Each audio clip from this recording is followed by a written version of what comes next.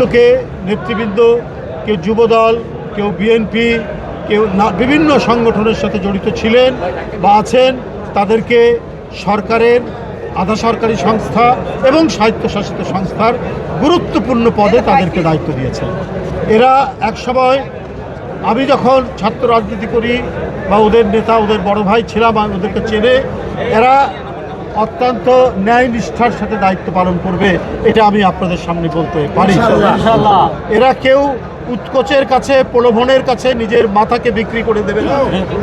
এখানে যারা দাঁড়িয়ে আছে এদের সবাইকে আমি জানি এবং চিনি।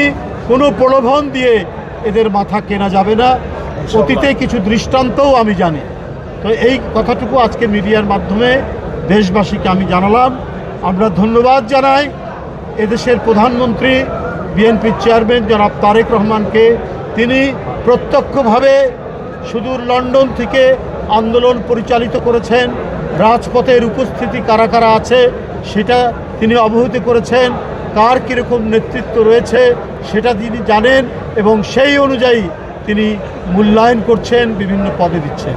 এরা অত্যন্ত দক্ষতার সাথে দায়িত্ব পালন করবে এবং ওই প্রতিষ্ঠানকে অত্যন্ত ভাইব্রেন্ট, ওই প্রতিষ্ঠানকে, যে প্রতিষ্ঠানের দায়িত্ব দেওয়া হয়েছে সেটিকে সচল, সেটা যদি রুগ্ন হয়ে থাকে সেটাকে সুস্থ করে দিবে বলে আমার বিশ্বাস। ইনশাআল্লাহ। বন্ধুরা আমার, আপনারা জানেন এই 4 মাসের মধ্যেই বিএনপি চেয়ারম্যান, এদেশের প্রধানমন্ত্রী জনাব তারেক রহমান সমাজ কল্যাণে, সমাজের উন্নয়নে অনেকগুলো পদক্ষেপ নিয়েছে। সবাই জানেন ফ্যামিলি কার্ড, কৃষক কার্ড, এমনকি হেলথ কার্ড করারও অঙ্গীকার তিনি করেছেন।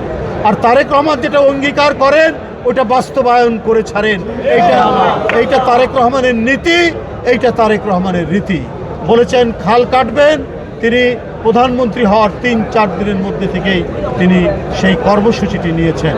বন্ধুরা আমার, তিনি $1 ট্রিলিয়ন, $1 ট্রিলিয়ন ইকোনমির কথা ঘোষণা করেছেন। বিদেশি উদ্যোক্তাদেরকে সেখানে অংশগ্রহণ করার কথা বলেছেন। সেখানে মূল অবজেক্টিভ, মূল লক্ষ্য সেটা হচ্ছে তারুণ্যের শক্তিকে ব্যবহার করা।